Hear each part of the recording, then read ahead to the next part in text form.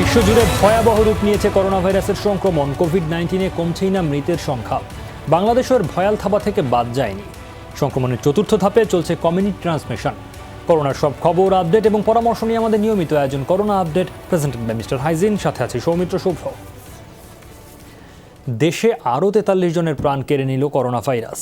এ নিয়ে কোভিড-19-এ মোট মৃত্যু হল 1554 জনের। শনাক্তের তুলনায় মৃত্যুহার 1.3%। 24 ঘন্টায় নমুনা পরীক্ষা হয়েছে 16,292টি।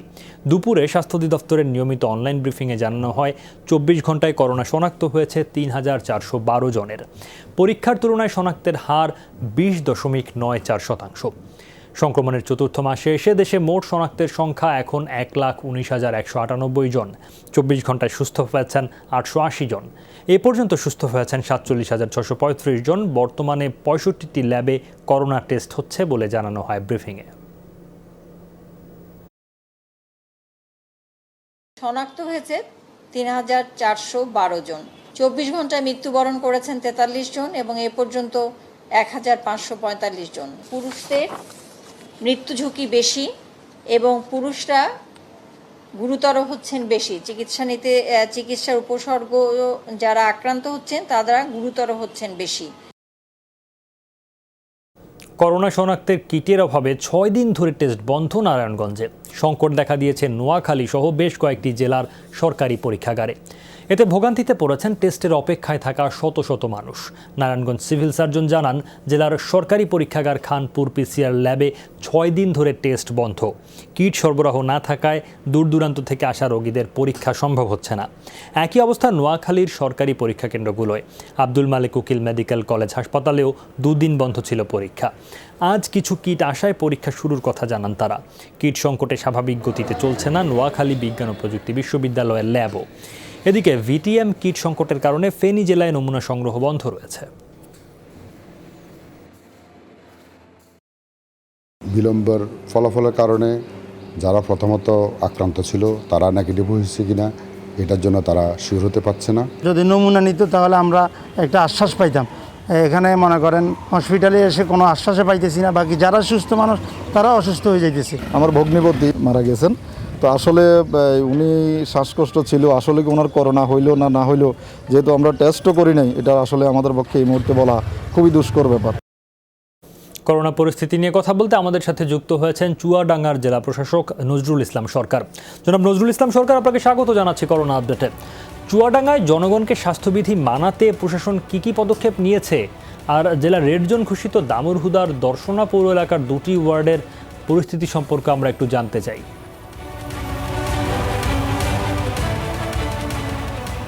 ধন্যবাদ আপনাকে। আপনি ঠিকই বলেছেন যে আমরা চুয়াডাঙ্গা জেলার দর্শনা উপজেলার 2টি ওয়ার্ড, বিশেষ করে 5 এবং 7 নম্বর ওয়ার্ডের আপনার স্পেসিফিক করে 2টা জায়গা, আপনার পরানপুর এবং থানাপাড়া, ওই 2টা জায়গাকে আমরা রেড জোন হিসেবে ঘোষণা করেছি এবং গত 17 তারিখ থেকে রেড জোন হিসেবে ঘোষণা করে লকডাউন কার্যক্রম চলছে। তো যেহেতু ছোট এরিয়া, স্পেসিফিক এরিয়া, এই জন্য লকডাউন কার্যকর করতে আমাদের খুব একটা ব্যাক পেতে হচ্ছে না। তো আমরা যে কার্যক্রমগুলি নিয়েছি ওখানে প্রশাসন, তারপর পুলিশ বাহিনী, তারপর স্বেচ্ছাসেবক, জনপ্রতিনিধি, স্বাস্থ্য বিভাগ, এই সবার সমন্বয়ে আমরা একটা গ্রুপ গঠন করেছি এবং এই সবার সাথে যোগাযোগের জন্য আমরা ওই এলাকার জনগণকে হটলাইন নাম্বার দিয়ে দিয়েছি।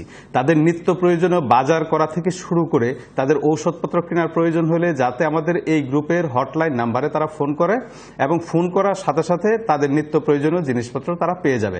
একই সাথে ওই এলাকায় যে গরিব, অসহায়, দুস্থ মানুষ আছে তাদের একটা তালিকা আমরা তৈরি করেছি। ওই তালিকা অনুযায়ী আজকে দ্বিতীয়বারের মতো, প্রথম দিন আমরা চাল দিয়েছি, আজকে তাদের যে নিত্য প্রয়োজনীয় জিনিস, শাক সবজি, আলু, ডিম, যেগুলি তাদের প্রয়োজন, এই জিনিসগুলি তাদের কাছে আজকে পৌঁছিয়ে দিয়েছি, যারা গরিব, অসহায় এবং দুস্থ মানুষ। তো স্বাস্থ্যবিধি মানানোর জন্য আমাদের পক্ষ থেকে যে কার্যক্রমগুলি, বিশেষ করে স্বাস্থ্য বিভাগ যে গাইডলাইন দিয়েছে, এই গাইডলাইনগুলি আমরা প্রচার প্রচারণার মাধ্যমে ব্যাপক সচেতনতা তৈরির চেষ্টা করছি, লিফলেট বিতরণ করছি। তারপরও যারা মানছে না, প্রতিনিয়ত নির্বাহী ম্যাজিস্ট্রেটের নেতৃত্বে আপনার মোবাইল কোর্ট হচ্ছে এবং যারা মানছে না তাদেরকে জরিমানার আওতায় আনা হচ্ছে। ইভেন আমরা আরেকটা কাজ করেছি, আমরা প্রশাসনের উদ্যোগে মাস্ক তৈরি করেছি এবং বিনামূল্যে গরিব অসহায় যারা তাদেরকে মাস্ক বিতরণ করছি। নির্বাহী ম্যাজিস্ট্রেটরা যখন তাদেরকে জরিমানা করছে, আশেপাশে মাস্ক ছাড়া যাদেরকে পাচ্ছে তাদেরকে আমরা মাস্কও বিতরণ করছি। একই সাথে তাদেরকে স্বাস্থ্যবিধি সংক্রান্ত বিষয়ে আমাদের জেলা তথ্য অফিস এবং জেলা প্রশাসনের পক্ষ থেকে নিয়মিত মাইকিং, প্রচার প্রচারণা এই কার্যক্রমগুলি আপনার চালু আছে। জনগণকে যাতে সবাই বাইরে বের হইলে ও আবশ্যিকভাবে মাস্ক পরিহিত অবস্থায় বের হয় এবং তারা বাইরে থেকে যখন ঘরে যাবে যেন হাত ধুয়ে তারপর ঘরে প্রবেশ করে, যে স্বাস্থ্যবিধিগুলি আছে এইগুলি আমরা নিয়মিত প্রচার প্রচারণা করছি। একইভাবে নিত্য প্রয়োজনীয় যে বাজার আছে এবং আমাদের যে শপিং মলগুলি আছে তাদেরকে আমরা লিফলেট বিতরণ করে বলেছি যে no mask no shopping. Mask ছাড়া কেউ আসলে তাদের কাছে বেচাকেনা বন্ধ। বিক্রেতাদেরও বলেছি, ক্রেতাদের বলেছি যে উভয় পক্ষকেই নির্বাহী ম্যাজিস্ট্রেট যদি মাস্ক ছাড়া পায় তাদেরকে জরিমানার আওতায় আনা হবে। তো এইভাবে আমরা চেষ্টা করছি স্বাস্থ্যবিধি সবাইকে মানানোর অর্থাৎ জন্য। সেটা আপনাদের দিক থেকে সচেতনতা বাড়িয়ে সচেতন করার অন্যান্য চেষ্টা, প্রচারণা এগুলো চালিয়ে এবং একই সঙ্গে শাস্তিমূলক ব্যবস্থা সেগুলো আপনারা নিচ্ছেন সাধারণ মানুষকে স্বাস্থ্যবিধি মানাতে এবং অন্যান্য যেসব নির্দেশনা আছে সেগুলো পালন করতে। জেলায় করোনা আক্রান্তদের চিকিৎসা ব্যবস্থা সম্পর্কে একটু জানতে চাই। যদি ধরুন একটা খুবই হয়তো সামান্য অংশ যে সামগ্রিক পরিসংখ্যান তার তুলনায় কিন্তু অনেকে হাসপাতালে চিকিৎসা নিতে হয় এবং গুরুতর রোগীর জন্য বিশেষ ধরনের চিকিৎসা দরকার পড়ে, সেই ক্ষেত্রে আপনার জেলায় কতটুকু সুযোগ সুবিধা রয়েছে করোনা আক্রান্তদের চিকিৎসায় এবং যারা একটু গুরুতর হয়ে পড়ে যাদের অবস্থা তাদের জন্য আসলে কতটা সাপোর্ট আপনারা দিতে পারেন আপনার জেলায়?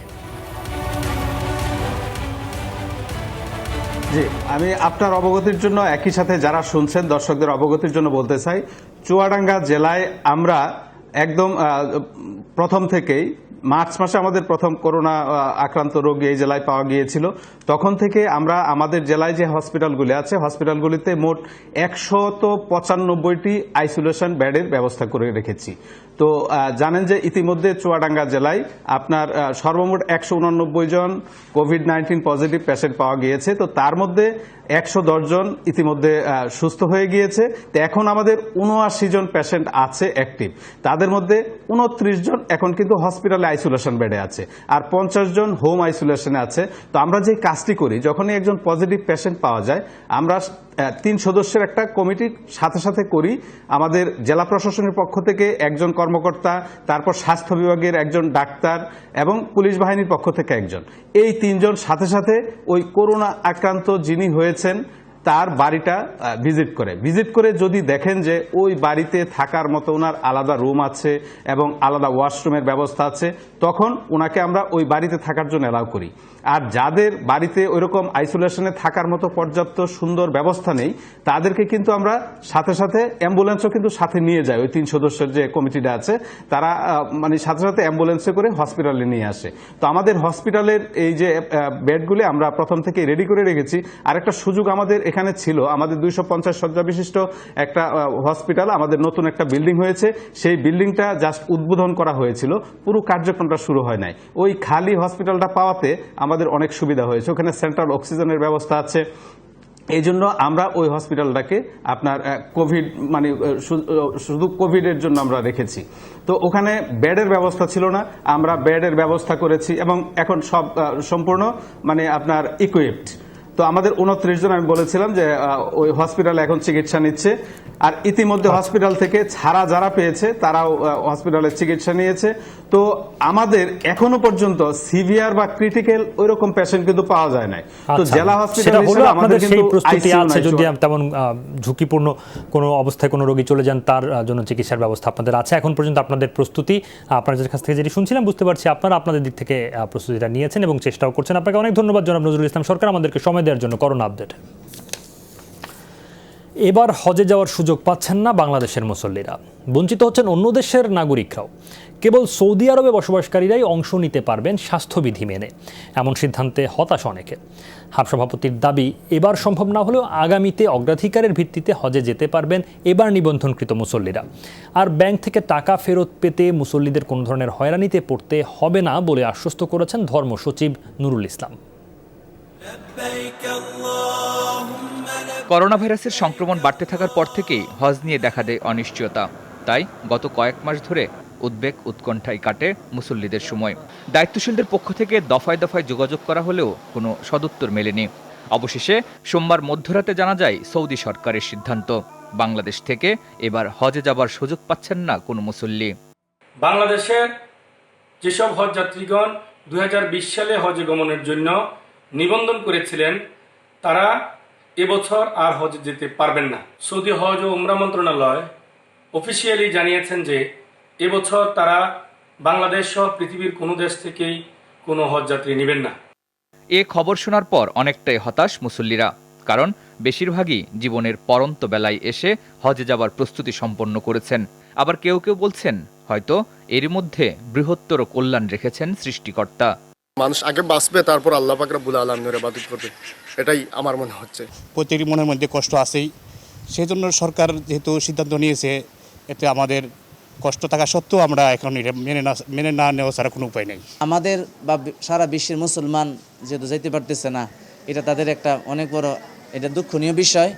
এই সময়টা মুসল্লিদের পদচারণায় মুখর থাকার কথা আশকোনার হজ ক্যাম্প। কথা ছিল 23 জুন থেকে শুরু হবে হজ ফ্লাইট, অথচ এ দিনটিতেই দুঃসংবাদ শুনলেন মুসল্লিরা। তাহলে কি করবেন নিবন্ধনকারীরা? কবে নাগাদ হজে যেতে পারবেন তারা? টাকা ব্যাংকে গচ্ছিত থাকবে, যে কেউ না যেতে চাইলে টাকা আমাদের তত্ত্বাবধানেই বলতে গেলে কারো যেন কোনো প্রকার ট্রাবল না হয়, সেই বিষয়টাই বিশেষভাবে নজর রেখে দিলে আগামী বছর তিনি অগ্রাধিকার তালিকায় থাকবেন। হজে যাওয়ার জন্য সম্পূর্ণরূপে প্রস্তুত ছিলেন।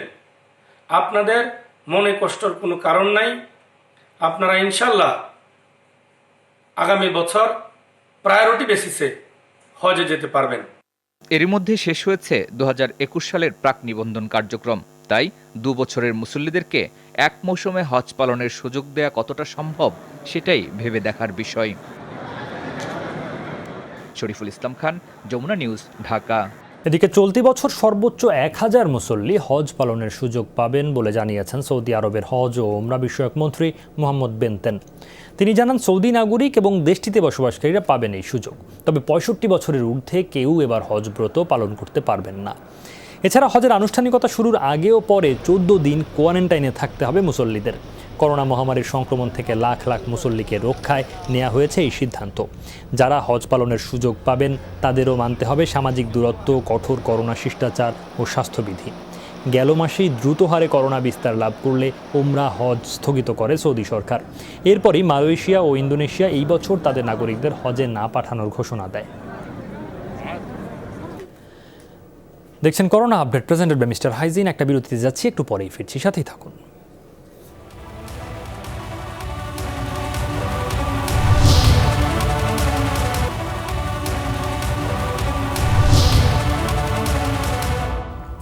স্বাগত আরেকবার, দেখছেন corona update, presented by mister hygiene. জ্বর, শ্বাসকষ্ট নিয়ে খুলনায় 4 জন মারা গেছেন। খুলনা মেডিকেল কলেজ হাসপাতালের focal person doctor Mizanur Rahman জানান, শ্বাসকষ্ট নিয়ে গতকাল নগরীর বাবুখান রোডের 70 বছরের এক বৃদ্ধ হাসপাতালে ভর্তি হন। চিকিৎসাধীন অবস্থায় ভোরে তিনি মারা যান। একই উপসর্গ নিয়ে নড়াইলের মহেশখোলা গ্রামের 36 বছর বয়সী ও সরকারি সুন্দরবন কলেজ এলাকার 55 বছর বয়সী ব্যক্তি হাসপাতালে ভর্তি ছিলেন। চিকিৎসাধীন অবস্থায় তারা মারা যান। একই ওয়ার্ডে মৃত্যু হয়েছে আরও একজনের। সবারই নমুনা সংগ্রহ করে করোনা পরীক্ষার জন্য ল্যাবে পাঠানো হয়েছে।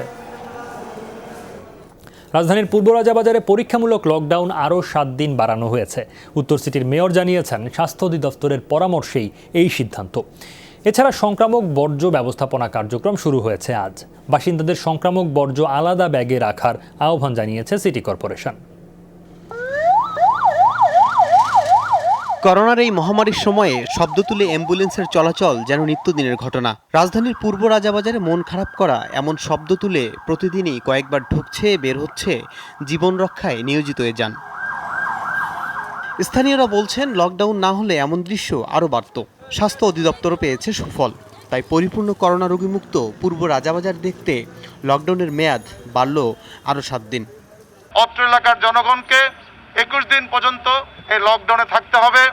কেউ কেউ অবশ্য এমন অবরুদ্ধ জীবন চান না। বের না হতে পারায় চাকরি হারানোর শঙ্কাসহ নানা আতঙ্ক তাদের চোখে মুখে। রয়েছে ব্যবস্থাপনা নিয়েও নানা অভিযোগ।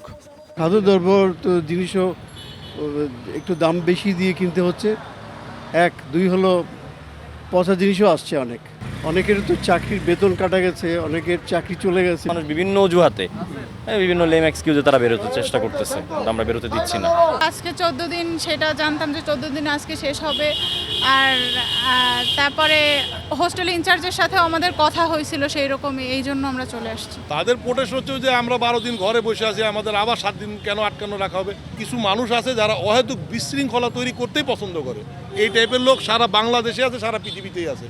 পূর্ব রাজাবাজার পরিদর্শন শেষে রাজধানীর সব নাগরিকদের সংক্রামক বর্জ্য আলাদা ব্যাগে রাখার আহ্বান জানান উত্তরের মেয়র।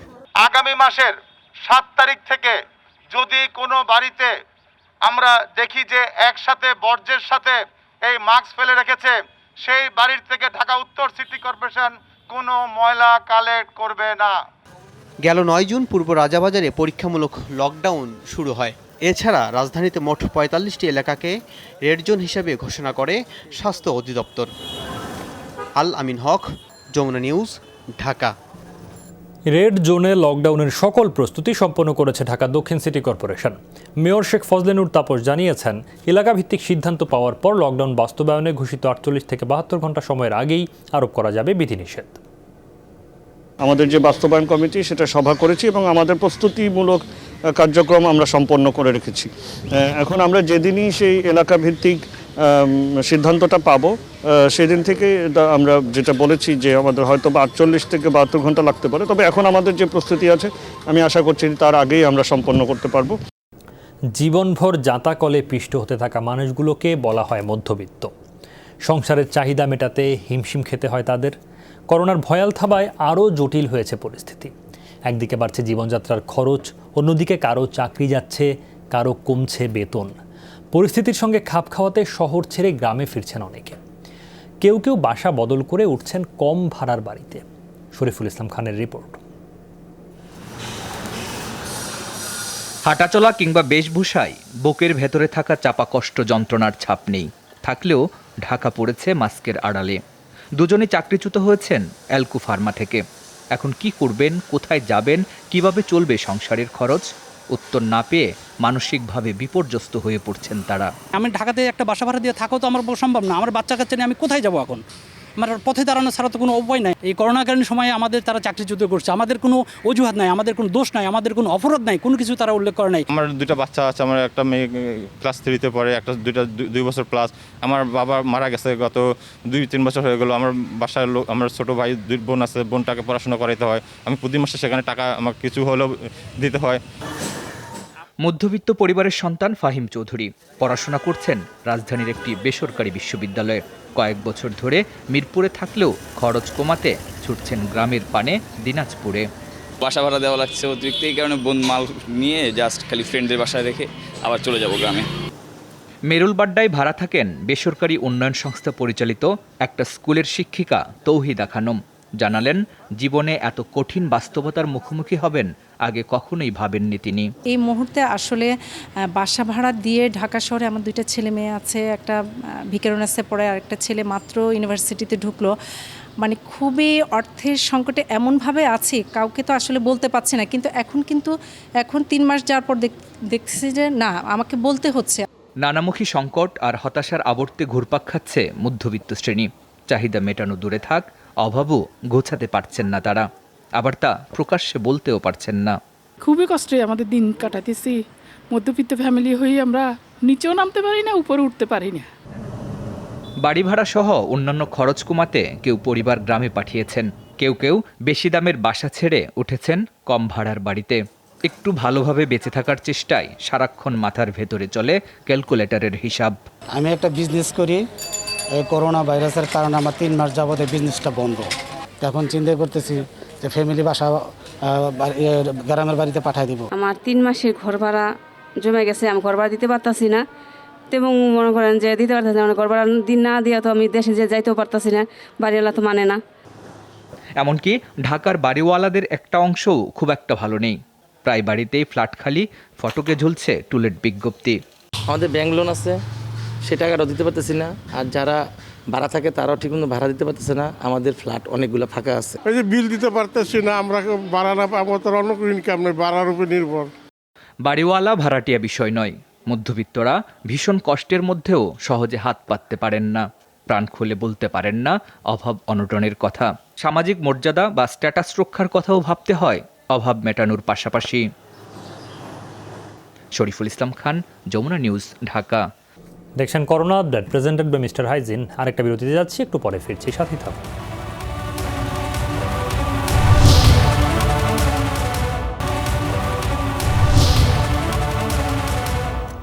স্বাগত আরেকবার, দেখছেন corona update presented by mister hygiene. Barishal metropolitan পুলিশে করোনা ভাইরাসে আক্রান্তের সংখ্যা বাড়ছে। জেলায় মোট শনাক্তের 15% বেশি মেট্রোপলিটন পুলিশ সদস্য। প্রতিদিন গড় শনাক্তের সংখ্যা প্রায় 5 জন। কনস্টেবল থেকে শুরু করে ঊর্ধ্বতন কর্মকর্তা কেউ রেহাই পাচ্ছেন না মহামারী করোনার ছোবল থেকে। বিস্তারিত কাউসার হোসেনের প্রতিবেদনে। বরিশাল কোতোয়ালি মডেল থানার পরিদর্শক আব্দুল রহমান মুকুল কোভিড আক্রান্তের পর নিজ বাসায় আইসোলেশনে তিনি। বাবার আদর পেতে বারবার জানালার কাছে ছুটে আসে তার 3.5 বছরের ছোট্ট সন্তান। অবুঝ মনে কত প্রশ্ন। এই দৃশ্য সামাজিক মাধ্যমে ছড়িয়ে পড়লে সবার মনে দাগ কেটে যায়। আমি তার কাছে থাকতেছি না, তাকে করে নিচ্ছি না, এটা আমাদের জন্য একটি কষ্টদায়ক। যেটা না হয়েছে যে ফিজিক্যাল যতটা না কষ্ট, এটার থেকেও বেশি হচ্ছে মানসিক যে একটি যন্ত্রণা। এমন অবস্থা করোনা আক্রান্ত প্রায় প্রতিটি পুলিশ পরিবারে। 11 মে বরিশাল মেট্রোপলিটন পুলিশে প্রথম শনাক্ত হয় কোভিড। এরপর 1 মাসে 150 ছাড়িয়েছে শনাক্তের সংখ্যা। পুলিশ বলছে নিয়মিত দায়িত্বের পাশাপাশি ভাইরাস আক্রান্ত ব্যক্তিকে দাফন, লকডাউন, চেকপোস্ট, সামাজিক দূরত্ব নিশ্চিত সহ মানবিক কাজ করছেন তারা। ফলে মানুষের সংস্পর্শে যেতেই হচ্ছে সদস্যদের। এছাড়া ব্যারাকে একই কক্ষে একসঙ্গে বসবাস, ডিউটি গাড়িতে চলাফেরাও করোনা আক্রান্তের কারণ। জরুরি মুহূর্তেই মানুষ পুলিশকে ফোন করে তার সেবা পাওয়ার জন্য, এবং আমরা মানুষের ডাকে সাড়া দিয়ে তার সংস্পর্শে যেতে হয়। বাজার স্কুল কলেজের সামনে আমরা বিভিন্ন জায়গায় ডিউটি করে থাকি, সেখানে অনেক কিছু জনসংখ্যা যাইতে হয়, মিশতে হয়। তবে এ নিয়ে আক্ষেপ নেই মাঠ পর্যায়ের সদস্যদের, কারণ সুরক্ষা সামগ্রী সরবরাহ সহ তাদের নিয়মিত খোঁজ রাখছেন ঊর্ধ্বতন কর্মকর্তারা। আমাদের ঊর্ধ্বতন কর্তৃপক্ষ সবসময় আমাদেরকে বিশ্ব স্বাস্থ্য সংস্থা কর্তৃক ঘোষিত যে গাইডলাইন এবং IADCR কর্তৃক যে স্বাস্থ্যবিধিগুলো তারা প্রচার করেছে সেগুলো নিয়মিত আমাদেরকে ব্রিফ করছে। কিছুদিন পর পর আমাদেরকে মাস্ক দেওয়া হচ্ছে, তারপর হ্যান্ড স্যানিটাইজার দেওয়া হচ্ছে, তারপর হাতের গ্লোভস দেওয়া হচ্ছে। পুলিশ কমিশনার বলেন, দায়িত্ব পালন করতে গিয়ে সদস্যরা আক্রান্ত হতে পারে। বিষয়টি মাথায় রেখেই সাজানো হয়েছে কার্য পরিকল্পনা। গ্রুপ ভাগ করে রেখেছিলাম। কোনো ইউনিটই কিন্তু আমরা কোনো লকডাউন করি নাই, বন্ধ করি নাই। প্রত্যেকটা ইউনিটেই আমরা পরিকল্পনা মাফিক আমাদের যে গ্রুপকে আমরা রেখেছিলাম, একটু সেফে রেখেছিলাম, তারা কিন্তু এখন কাজ করছে। কাউসার হোসেন, যমুনা নিউজ, বরিশাল। কোভিড শনাক্তকরণ পরীক্ষার নামে অবৈধভাবে অর্থ সংগ্রহ ও জাল রিপোর্ট সরবরাহের সাথে জড়িত প্রতারণা চক্রের 6 জনকে আটক করেছে তেজগাঁও থানা পুলিশ। দুপুরে বিজয় সরণি, উত্তরা ও গুলশানে অভিযান চালায় পুলিশ। অভিযুক্ত জোবেদা খাতুন সার্বজনীন স্বাস্থ্যসেবা প্রজেক্টে কাজ করতেন। প্রজেক্টের হটলাইন নম্বর থেকে কৌশলে গ্রাহক সংগ্রহ করা হতো বলে জানায় পুলিশ। পরে অর্থের বিনিময়ে অসুস্থ ব্যক্তিদের বাসায় গিয়ে নমুনা সংগ্রহ করত এবং পরে তা ফেলে দিত। পরবর্তীতে মিথ্যা রিপোর্ট তৈরি করে ইমেইলে পাঠানো হতো রোগীর কাছে। অভিযানে 8টি পিপি, 3050টি স্যাম্পল কালেকশন স্টিক, কম্পিউটার, নগদ অর্থসহ বেশ কিছু জিনিস জব্দ করা হয়। তারা ওইটা স্যাম্পলটা কালেকশন করে রাস্তায় ফেলে দিয়েছে, কারণ তাদের তো কোনো পরীক্ষার কোনো সন্তাবধি নাই। না থাকার কারণে তারা সার্বক্ষণিকভাবে আজকে এই কয়েক মাস যাবৎ এই আমাদের দেশের জনগণকে তারা প্রতারিত করছে। তাদের বিরুদ্ধে মামলা হবে এবং আমি মনে করি আমরা রিমান্ডে আসলে এর সাথে আরও কারা কারা জড়িত সেগুলি বেরিয়ে আসবে। দেখছেন corona update presented by mister hygiene. আবারও একটা বিরতি, আমাদের সাথেই থাকুন।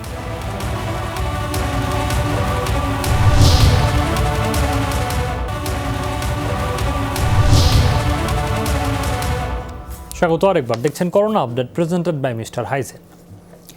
একদিনে বিশ্বজুড়ে আরও 3800-র বেশি মানুষের প্রাণ গেল করোনা ভাইরাসে। আক্রান্ত আরও প্রায় 1,38,000। গেল 24 ঘন্টায় প্রাণহানির শীর্ষে মেক্সিকো। একদিনে 1044 জনের মৃত্যু হয়েছে দেশটিতে। নতুন সংক্রমিত 5300। করোনার আরেক হটস্পট ব্রাজিলে, মৃত্যু হয়েছে আরও 759 জনের। নতুন আক্রান্ত 24,300-র ওপর। যুক্তরাষ্ট্রে একদিনে আরও 362 জনের মৃত্যুর পর 1,22,600 ছাড়িয়েছে প্রাণহানি। এই নিয়ে বিশ্বে কোভিড-19-এ প্রাণহানি দাঁড়িয়েছে 4,74,000-এর বেশি। মোট আক্রান্ত 92,10,000 ছাড়িয়েছে। প্রায় প্রতিদিনই নতুন রেকর্ড তৈরি হচ্ছে। বিভক্ত বিশ্বে এই সংকট মোকাবেলা সম্ভব নয়। আন্তর্জাতিক ঐক্য সবচেয়ে বেশি প্রয়োজন। এই মহামারী আমাদের শেখাচ্ছে স্বাস্থ্য সুরক্ষা কোনো বিলাস নয়, নিরাপত্তায় স্থিতিশীলতা আর উন্নয়নের ভিত্তি। করোনা আক্রান্তদের চিকিৎসায় মোট ৩২ রকমের প্রতিষেধক নিয়ে কাজ করছে বিশ্বের বিভিন্ন দেশের প্রায় অর্ধশত প্রতিষ্ঠান। এর মধ্যে 2 প্রকারের ভ্যাকসিন পরীক্ষায় বড় ধরনের সফলতা পেয়েছে যুক্তরাষ্ট্র, ব্রিটেন এবং অস্ট্রেলিয়া ভিত্তিক গবেষণা প্রতিষ্ঠানগুলো। এছাড়া প্রথম দফা ট্রায়ালে সফল হয়েছে আরও 5 ধরনের প্রতিষেধক। প্রাণঘাতী করোনা ভাইরাসের প্রতিষেধক তৈরিতে ব্যস্ত সময় পার করছে বিশ্বের প্রধান গবেষণা কেন্দ্রগুলো। মোট ৩২ রকমের প্রতিষেধক নিয়ে কাজ চলছে যুক্তরাষ্ট্র, ব্রিটেন, অস্ট্রেলিয়া, রাশিয়া, চীন সহ বেশ কয়েকটি দেশের অর্ধশত প্রতিষ্ঠানে। এর মধ্যে অক্সফোর্ড ইউনিভার্সিটি, মেলবোর্ন ইউনিভার্সিটির মতো গবেষণা প্রতিষ্ঠানগুলোর 2 ধরনের প্রতিষেধক ব্যাপক সফলতা পেয়েছে। দ্বিতীয় ধাপের ট্রায়াল শেষ হওয়ার পর তৃতীয় ধাপের জন্য অপেক্ষমান এসব ভ্যাকসিন। ধারণা করা হচ্ছে আগামী বছরের মধ্যেই বাজারে আসবে এসব প্রতিষেধক। পরিস্থিতি যেভাবে আগাচ্ছে তাতে ধরে নেওয়া যায় আগামী 10 মাসের মধ্যে বাজারে আসবে এসব ওষুধ। এরপরই করণীয় হলো লাখ লাখ ডোজ এসব প্রতিষেধক উৎপাদন করা। কারণ নির্দিষ্ট কোনো অঞ্চল নয়, বিশ্বজুড়েই এই ভ্যাকসিন ছড়িয়ে দেওয়ার বিকল্প নেই। এছাড়াও আরও 5টি প্রতিষেধক প্রথম দফায় ট্রায়াল শেষের পর দ্বিতীয় দফার জন্য অপেক্ষমান। মডার্না, ফিজার, বায়োনটেক, উহান ইনস্টিটিউট অব টেকনোলজির মতো প্রতিষ্ঠান জড়িত এসব ভ্যাকসিনের গবেষণায়। প্রতিষেধকের বিষয়ে 2টি ক্ষেত্রে আমরা গুরুত্ব দিচ্ছি। 1, এটার কার্যকারিতা, 2, এটা কতটুকু নিরাপদ। এই 2 বিষয় নিশ্চিত হলেই সেই পরীক্ষাকে সফল বলবো। বাকি প্রতিষেধক নিয়ে পরীক্ষা নিরীক্ষা এবং গবেষণা প্রাথমিক পর্যায়ে রয়েছে। এর পাশাপাশি থাইল্যান্ডের মতো অনেক দেশেই প্রাণীদের ওপর গবেষণা চালাচ্ছে কোভিড-19 ভ্যাকসিনের। মীর মুশফিক হাসান, যমুনা নিউজ। করোনা আপডেটে এই মুহূর্তে আমাদের সাথে যুক্ত হচ্ছেন ডয়েচে ভেলের সাংবাদিক অনুপম দেবকানন্দ। অনুপম, আপনাকে স্বাগত জানাচ্ছি করোনা আপডেটে। 1 বছরের মধ্যে ভ্যাকসিন আবিষ্কার হলে কতদিন লাগতে পারে বিশ্বের সব প্রান্তে পৌঁছতে? কতটা সহজলভ্য হবে সেটাও তো একটা বড় প্রশ্ন। এটা আসলে এখনই বলা যাচ্ছে না, কারণ এই ধরনের কোনো কিছু আসলে মানুষ কখনো দেখেনি যে এইভাবে একটি মহামারীর চলাকালীন সময়ে ভ্যাকসিন আবিষ্কার হয়েছে এবং সেটি মানুষের কাছে পৌঁছে দেওয়া হয়েছে। ফলে এটি আসলে এখনই আন্দাজ করা যাচ্ছে না, কিন্তু এর সাথে ব্যবসায়িক একটা বিষয় জড়িত আছে, অর্থনীতি জড়িত আছে, রাজনীতি, আন্তর্জাতিক রাজনীতি, যেটি সবচেয়ে বড় বিষয় হয়ে দেখা দিয়েছে এখন। কারণ মোটামুটি বলা যায় যে বিশ্বে এখন 3টি ফ্রন্ট তৈরি হয়ে গিয়েছে এই ভ্যাকসিন এবং এই মহামারীকে কেন্দ্র করে। এর মধ্যে একটিতে আছে ইউরোপ, যারা আসলে সবার জন্যই এক ধরনের ভ্যাকসিন, যা দরিদ্র দেশ, অনুন্নত দেশ যারা আছে তারাও যাতে একই সঙ্গে ভ্যাকসিন পায় সেটি নিয়ে কথা বলছে, সেটি চেষ্টা করছে। একদিকে আছে আমেরিকা, যেটি এখন আমরা এরই মধ্যে জানি যে বিভিন্ন কোম্পানির সাথে কথা বলেছেন মার্কিন যুক্তরাষ্ট্রের প্রেসিডেন্ট ডোনাল্ড ট্রাম্প। তিনি কিছু শেয়ারও কিনে ফেলতে চেয়েছিলেন বেশ কয়েকটি দেশের। এর মধ্যে একটি কোম্পানি আছে জার্মানিতেও, অধিকাংশ শেয়ার তারা কিনতে চাইছিলেন যাতে প্রথমত আমেরিকার জনগণের জন্য ভ্যাকসিন নিশ্চিত করা যায়। অন্যদিকে রয়েছে চীন এবং তাদের যে সহযোগী সংগঠনগুলো আছে। ফলে এই রাজনীতির উপরে আসলে অনেকটাই নির্ভর করবে যে ভ্যাকসিন আবিষ্কার হলে কারা আবিষ্কার করছে এবং সেটি কাদের কাছে যাচ্ছে। আর দ্বিতীয় যে বিষয়টি সেটি হচ্ছে, আপনি জানেন যে ফেজ 3 এর কাছাকাছি চলে গিয়েছে অনেকগুলো ভ্যাকসিন, কিন্তু সেই ক্ষেত্রে আমরা যদি খুব বেশি বিজ্ঞানীরা তাড়াহুড়া করেন এখন, সেই ক্ষেত্রে আগে আমরা অনেকগুলো ভ্যাকসিন দেখেছি যেগুলো আসলে শতভাগ কার্যকর না। অনেক ক্ষেত্রে দেখা যাচ্ছে যে 60%, 70% ক্ষেত্রে সেগুলো কার্যকর। শতভাগের কাছাকাছি কার্যকর কোনো ভ্যাকসিন যদি না পাওয়া যায়, তাহলে 70% কার্যকর ভ্যাকসিন দিয়ে আমরা আসলে কোনো রকমে মহামারীটা ঠেকাতে পারবো, কিন্তু এটাকে মহামারী থেকে সাধারণ রোগে পরিণত করা কতটা সম্ভব হবে এত তাড়াহুড়া করলে, এটা নিয়েও একটি আশঙ্কার বিষয় আছে। কিন্তু তারপরও ইউরোপ থেকে শুরু করে বিশ্বব্যাপী একটা প্রচেষ্টা শুরু হয়েছে যাতে একটি সাপ্লাই চেইন গড়ে তোলা যায়। একসাথে যেই ভ্যাকসিন আবিষ্কার করুক পৃথিবীর বিভিন্ন প্রান্তে যাতে একসাথে ভ্যাকসিন উৎপাদন এবং সরবরাহ শুরু করা যায়। ধারণা করা যায় যে আগামী বছরের শেষের মধ্যে মোটামুটি এই ভ্যাকসিন যদি আবিষ্কার হয়, সেই ভ্যাকসিনটা মোটামুটি পৃথিবীর সব প্রান্তে পৌঁছে দেওয়া যাবে। এখন বাকিটা অনেকগুলো যদির উপর নির্ভর করছে। সে না হয় দেয়া গেল, অর্থাৎ ভ্যাকসিন পৃথিবীর সব প্রান্তে পৌঁছলো, তারপরও তো এই সংখ্যা আজকেই, অর্থাৎ সর্বশেষ বিশ্ব স্বাস্থ্য সংস্থার তরফে এসেছে। মহাপরিচালক তিনি নিজেই বলেছেন আরও 1 দশক, আপনি শুনেছেন নিশ্চয়ই অনুপম, সেটা 1 দশক করোনা মহামারীর প্রভাব টানতে হবে বিশ্বকে। 6 মাসেই ধরুন বিশ্বের নানা প্রান্ত বিপর্যস্ত, অর্থনীতি সংকুচিত হয়ে গেছে। নতুন করে এই শঙ্কার কথা যখন বিশ্ব স্বাস্থ্য সংস্থা বলে, সেটি নিশ্চয়ই আরও বেশি চ্যালেঞ্জ, আরও বেশি শঙ্কার মুখে ফেলে দেয় সবাইকে। কোন পন্থায় চলবে তাহলে পৃথিবী? তা তো বটেই, কিন্তু এই কোনো মহামারী আসলে এক দশক একেবারে প্রথম বছর যেভাবে এসছে সেভাবে এত ভয়ঙ্কর রূপে থাকেনি। এখন পর্যন্ত মানব ইতিহাসে এই ধরনের কোনো ভাইরাস আসেনি। আপনি জানেন যে পোলিও একটি ভয়াবহ আকার ধারণ করেছিল এক সময়, সেই পোলিও কিন্তু এখনো নির্মূল হয়নি।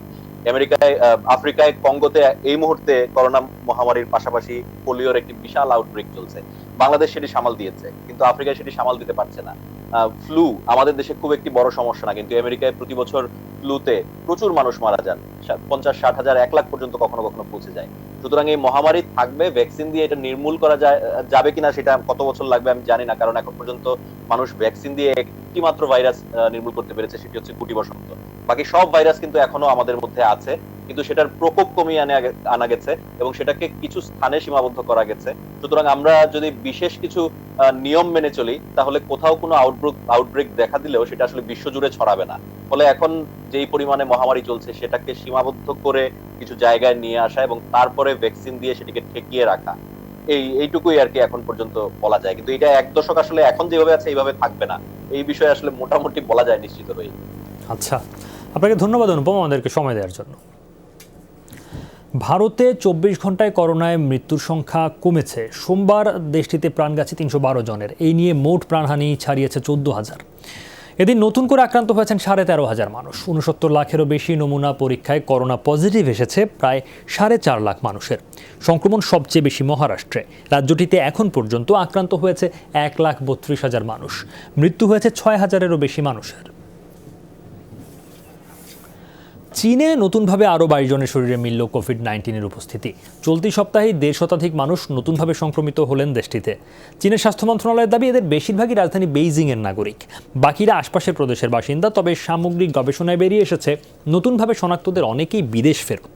তাই চীনের বাইরে থেকে আবারও ভাইরাসটি ছড়িয়েছে এমন ইঙ্গিত গবেষকদের। রয়েছে দ্বিমত। দেশটির রোগ নিয়ন্ত্রক ও প্রতিরোধ সংস্থা সিডিসির পরামর্শে বন্ধ করা হয়েছে শহরটির সবচেয়ে বড় পাইকারি মাছ বাজার।